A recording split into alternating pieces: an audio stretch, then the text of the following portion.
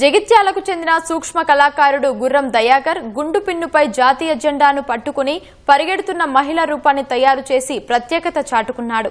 ఈ విగ్రహ తయారీకి దాదాపు 10 గంటల సమయం పట్టిందని, మైనం, పెన్సిల్, కలర్స్, గుండు పిన్ను ఉపయోగించినట్లు దయాకర్ తెలిపారు. దయాకర్ సృష్టించిన ఈ కళాఖండం ఎంతగానో ఆకట్టుకుంటోంది.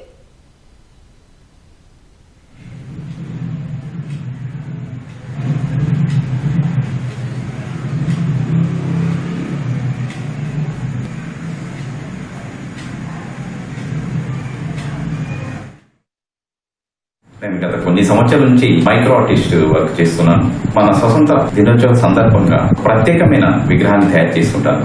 మరి ఈ సంవత్సరం గుండు పిన్నుపై మహిళ జాతీయ జెండాను పట్టుకుని పరిగెడుతున్న విగ్రహాన్ని తయారు చేశాను. దీని తయారీకి నేను నైలాన్, అలాగే పెన్సిల్, కలర్స్, ఇతర పదార్థాలు వాడాను. మరి దీన్ని నాకు తయారు చేయడానికి దాదాపు 10 గంటల సమయం పట్టింది. మరి ఇది ఇంతవరకు ఎవరు తయారు చేయని విధంగా ఉండాలని నేను ఆలోచించి తయారు చేశాను. ఇలాంటి విగ్రహం ఎక్కడ కూడా ఇదివరకు తయారీ కాలేదు.